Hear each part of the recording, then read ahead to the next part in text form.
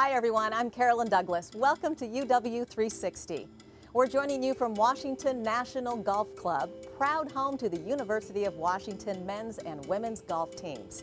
Washington National is one of the premier golf courses in the Pacific Northwest, and it proudly displays its relationship with the UW with a Husky theme that runs throughout this complex. We'll tell you more about why we're here a little later in the show. We'll also tell you about an incredible breakthrough from UW researchers that could hopefully transform trauma care. They've actually developed an injectable substance to prevent a person from bleeding to death. And who is Husky football's #1 all-time leader in rushing yards, 200-yard games, rushing touchdowns, and was part of the national championship team? We go one-on-one with Napoleon Kaufman. Plus, check out a remarkable addition to the University of Washington campus. It now has its own longhouse-style building called Intellectual House. But first, the University of Washington's boxing club has made a name for itself by taking on some of the toughest teams in college sports. But their coach is also determined to teach them how to succeed outside the ring. Stacy Sakamoto introduces us to some boxers who are doing just that. It's fight time!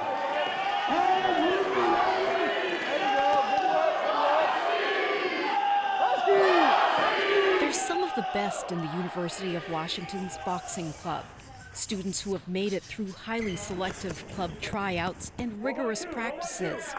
Feedback, give them some feedback. But more than that, And if you want to see me in the boxing ring, I box till the bell goes ding ding. they have that intangible quality A little bit wild in there. that head coach Christopher Mendez calls heart. There you go. Mendez boxed as a cadet at the U.S. Military Academy at West Point. He began coaching Washington's boxing club 5 years ago, trying to instill in his athletes discipline and dedication, not just to boxing, but every aspect of their lives. Being at practice on time, being accountable, keeping their grades, trying to get that 3.4 GPA, working together as a team, the discipline to be at practice consistently.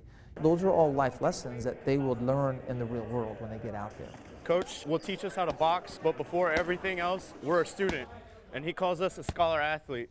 In January, the club took on some of the biggest names in collegiate boxing when it hosted the main event at the Washington Athletic Club. Among the Washington boxers, two-time All-American Richard Van Sicklen and freshman Jocelyn Robles. It was her first collegiate fight.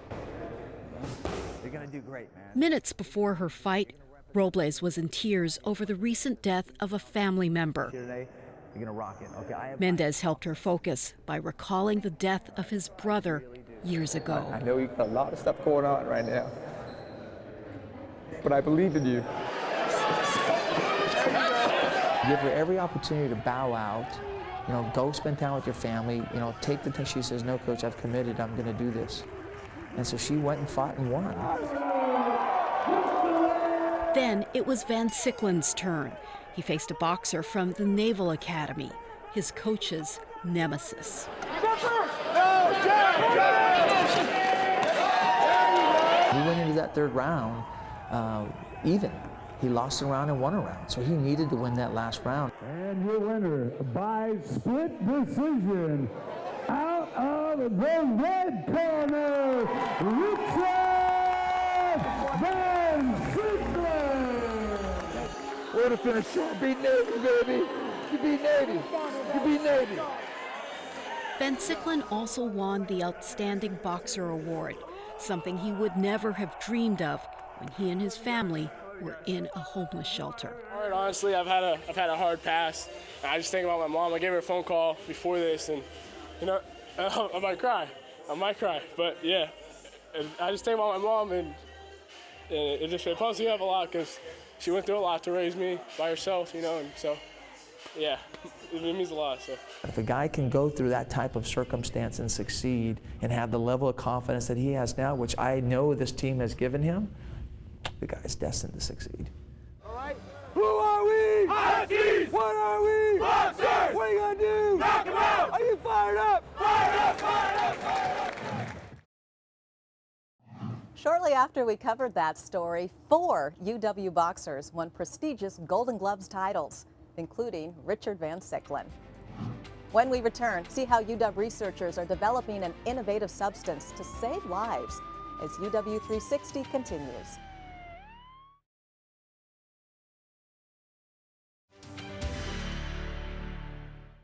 Welcome back to UW 360 from Washington National Golf Club, home to the UW men's and women's golf teams. We turn now to some remarkable medical news out of the University of Washington that could transform trauma care. The #1 cause of preventable death in a trauma is bleeding. In some cases, victims will bleed to death before they reach the hospital. That's why UW researchers are developing a new injectable substance to control bleeding and hopefully save lives.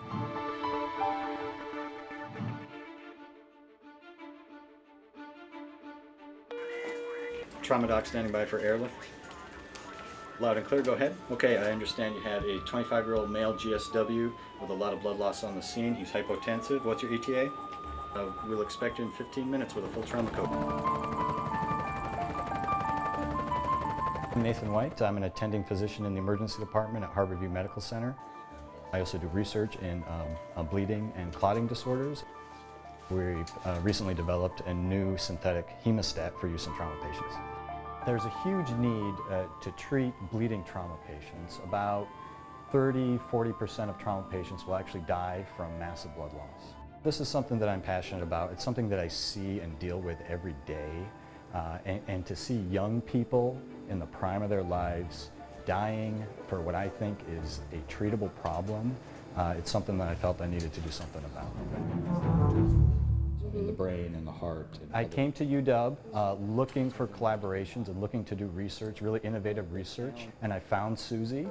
My name is Suzie Pun. I'm the Robert J. Rushmore Professor of Bioengineering at University of Washington, and this is my lab where we're working on polystat. Dr. White is quite visionary. He has these ideas of creating new technologies to really revolutionize trauma care.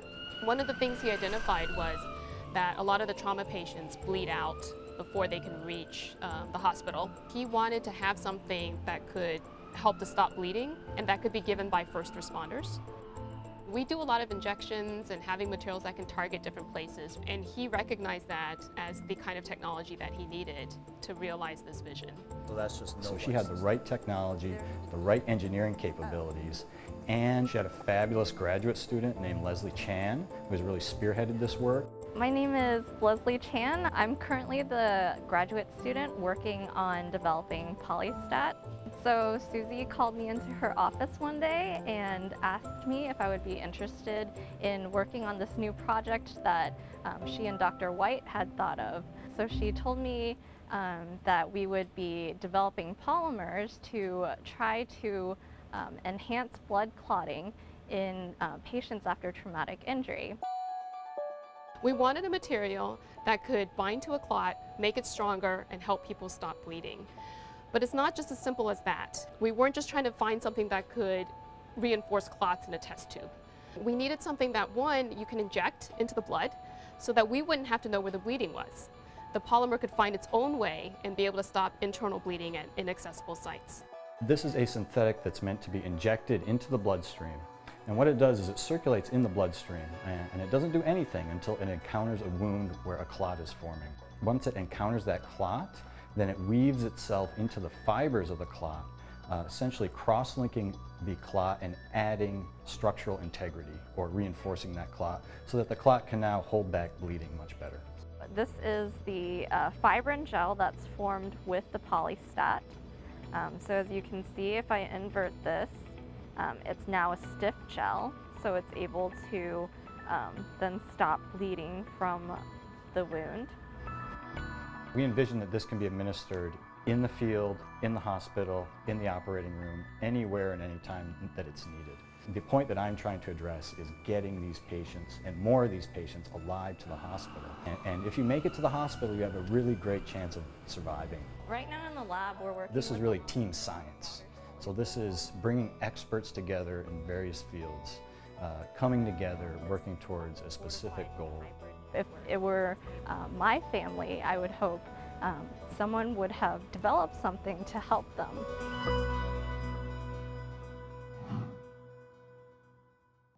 Although they're still years from FDA approval, the doctors involved say they are sure this polymer will be life-changing.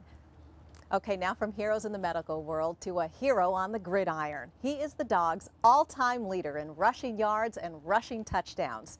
As a true freshman, he returned kicks during the year the Huskies won the national title. He was part of the Whammy in Miami, and he is the only UW player to have 3 1,000-yard seasons in a career. Guard Swanson traveled to California to catch up with former UW running back and Oakland Raider Napoleon Kaufman.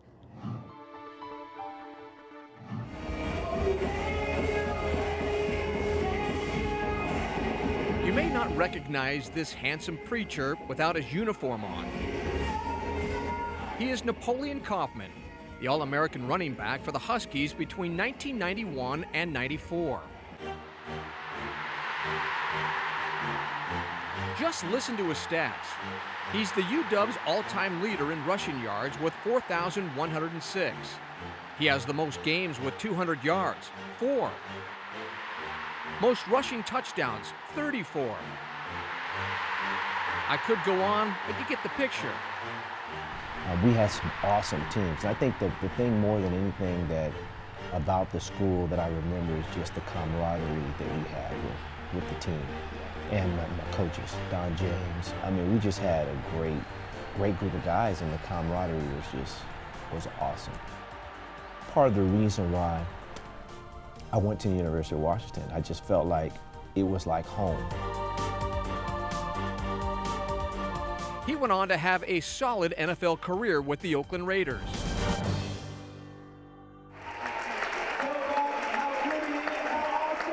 Today, he is the senior pastor at the Well Christian Community Church in Livermore, California, in the Bay Area.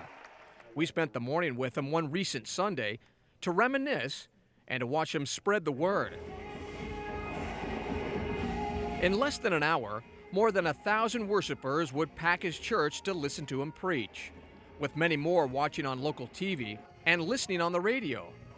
But Pastor Kaufman wasn't the least bit nervous. This was nothing compared to playing in front of rabid Raider fans at the Coliseum. And then there's my daughter in the black. Today, he couldn't wait to show us around his massive 83,000 square foot church complex. This is our outreach facility where we're able to serve the community and the members of our church with groceries if they need. If you think that football has taken a back seat in Napoleon Kaufman's life, think again. He is the team chaplain for the Oakland Raiders. Well, no one's ever called a miracle worker. And yes, it has been rough the last couple of years, the way they've been playing, but you know, my job is just to make sure that these guys, you don't hear any of them in the newspaper for the wrong reasons and stuff like that, and that's part of my job over there. One other little-known fact about Napoleon, on Friday nights in autumn, you can find him on the sidelines, just like we did. Kaufman also coaches high school football. You know, it's amazing because I love football, and I was approached by Bishop O'Dell High School to see if I would be willing to coach. And the thing that was amazing to me when I sat down with the principal, she said, "Coach, we want you to come in and pastor our kids." And that was amazing. Kaufman lives in Pleasanton with his wife and children and still loves his dogs. We'll be right back with more UW 360 from Washington National Golf Club.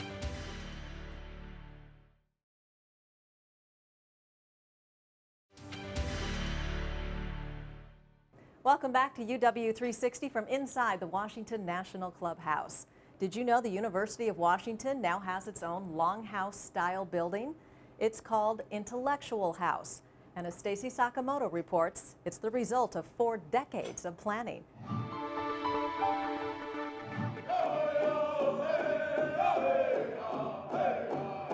This building represents our presence. And it's kind of stating that we're here and we're still alive and we're still thriving.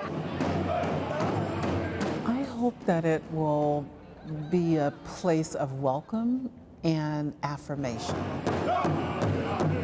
You have to be here to feel what this place is. But if you say it enough, it'll come to you. What, and pushing your tongue onto the back of your teeth. What, alt. Welcome all to the summit and to Washlabalt. Interim University President Annemarie Cote joined hundreds of other people to celebrate the opening of Intellectual House, Washlabalt in the Lushootseed language. Dozens of university administrators and community leaders took part in the ribbon cutting, symbolic of the many people all over the state who helped make this longhouse a reality.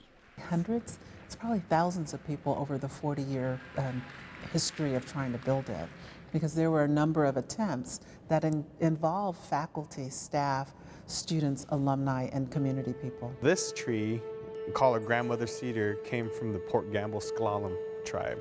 Ross Brain is Intellectual House's director and the university's tribal liaison. The heart of it is the expansive gathering hall inspired by Coast Salish longhouses, including the Duwamish, who once lived on this land near Lake Washington. Brain and other university leaders hope Native American students will be drawn to this cedar-filled space. First you see something that looks like home. You go in, it feels like home. When you come in, it smells like home. I didn't grow up on my reservation, and so even in school, in my high school, in a community where there was a lot of diversity, there wasn't a lot of Native American representation. And that's what Washlabalt represents. Charlotte Cote is an associate professor of American Indian Studies. It really is significant to not only bringing students here, but having these students stay here, so the retention rate, and also in helping them be successful. This is the Native students' home now, the Native community's home. This is a home where we can share our culture with the non-Natives and build bridges amongst us. The Longhouse is just the first phase. Phase 2, a second building, is planned for this site. Supporters are hoping to raise $8 million. When Phase 2 is completed, the site will be reminiscent of a Native American village. Like Phase 1, it will be built by renowned Seattle architect John Paul Jones, who loves what visitors bring. They bring the spirit to the wood, to the parts of the building, the columns, the beams, and all that wood picks up their good spirit that they're talking about and will pass it on and just brings, life to the whole project.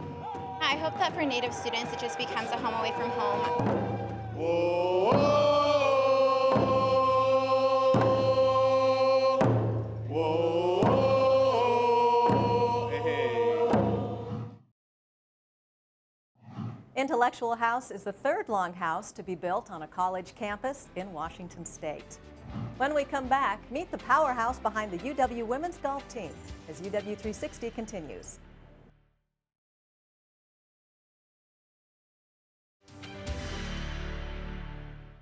UW 360's Husky Money Moment is made possible by the generous support of BECU. BECU, more than just money. Hey, and welcome to the Husky Money Moment. Sometimes the easiest solution to a problem may seem like a big wad of cash, but for large, complex problems like the health of the environment, the best solution may come in the form of a clever idea, or in the case of the Burke Center for Entrepreneurship, a business, which is why we're here today at the Environmental Innovation Challenge to see what students can do for the world. Water scarcity is a pressing global concern. Disposable diapers are, by volume, the third largest consumer item that ends up in landfills today. I am representing Protein Innovations. I'm here to introduce the Power Node. We're Marine Shoe. We are a new company from University of Washington's Chemical Engineering Department. Students started a challenge like this, and the challenge is, what is an environmental problem that you see that you could provide a solution to? And so what you see here are teams that are thinking about the problem, the solution, a demo, a prototype that they've had to build, and then they're looking at the potential for impact and the market opportunity. Rahil, what exactly is Hook? Hook is a home automation hub that allows you to make existing things smart. Smart meaning it's connected to the internet. It can make decisions for you. It's available from anywhere in the world. So imagine if you can turn on your lamp from halfway across the world. Hook allows you to do that at a price point that's never seen before. By retrospectively making things smart, we are keeping these things from going into landfill. We want your existing things to become smart. And they're asking them hard questions about the technology. Will this work? Have you thought about this? What makes you think? And is this really going to work? I know a company that's doing the exact same. So they're really targeting the questions toward the student teams. 6 to 7% of that. There's a lot of diversity, surprisingly. Like, I was initially expecting to come in here because a lot of other events I've attended like this typically are very focused on a certain set of criteria. What's unique about this one is it seemed like the criteria were focused on environmental impact, but a lot of variability and diversity was allowed in their approach. So it's really led to a broad portfolio to assess. To go from this stage where you're really talking about an idea, you don't have a lot of traction yet, to the stage where you've raised money and you've got a product and you're out there selling, for me, that is success. I mean, that's the best job anybody could ever have. Each team here today started as an idea that with feedback from other entrepreneurs and mentors may one day become a business that has a lasting, positive effect on the environment. I'm Austin Siedentoff, and I'll see you next time. Welcome back to UW 360 at Washington National Golf Club. She's the longest running coach at the UW, with the exception of Bob Ernst, women's head coach and director of rowing. Over the years, Mary Lou Mulflur, head coach of women's golf, has built an exceptional golf program right here in the rainy Northwest. How did she do it? Nice. On any given afternoon, Good, Jen. you'll find Mary Lou Mulflur on a golf course. And then that green is the same thing. She's not perfecting her game. Oh, you're good. She's perfecting players' games. It's her passion as UW's women's golf coach. That's all right. It's in your wheelhouse. People are like, oh, you must play a lot of golf. And, I play about 4 times a year. But, you look at my office, it's pretty nice. It's the only office she's ever known. But her ties to purple and gold started even before her coaching days. Mulflur attended UW after her father encouraged her to meet with golf coach Adine Eilenfeld. My dad was really smart. He's like, hey, just do the old man a favor. I know you're not going to go there, but will you go talk to her? And I'm like, yeah, but I'm not going to school there. I get the whole thing. He's like, I know. And so I came up and I just fell in love with it. After winning tournaments and earning 4 letters, Mulflur graduated and dabbled with turning pro. Then the UW coaching job came open. My dad said, are you going to apply? And I said, do you know what that pays? Of course I'm not going to apply. And then the more I thought about it, I really had a good experience. Then I thought, oh, maybe if I just, okay, maybe I'll do it for a while and see. And so I put my hat in the ring, and here we are. Boom, nice. It's better. That was in 1983, long before any of her current players were born. To give you an idea of how long Mary Lou Mulflur has been coaching, Tiger Woods was 7, Ronald Reagan was president, and the biggest hits of 1983, Michael Jackson's Beat It and Billie Jean. Hey, you keep that weight on that left side. In her 30-plus years as coach, Mulflur has taught a lot of players the finer points of the game. Get your weight on your left, take your right foot off the ground. With a smile on her face and the drive to win in her heart. Ann Istefanis says when she played for Mulflur in the early 90s, smart young ladies who knew how to golf made up the team. These days, they are great golfers who also happen to be smart. When we played, we were more of a top 15 to 20 team, and I think she always wanted a national champion, a number 1, number 2, number 3 kind of team. And I remember thinking, well, I guess she'll have to go to Arizona or California or somewhere else to do that, because rainy Washington does not have the number 1 golf team in the nation. Well, once again, Mary Lou knew more than the rest of us. It used to be, man, if somebody shot even par, that was just amazing. And now, like, 70 or 71 is just an average round. Mulflur has no plans to work on her game anytime soon.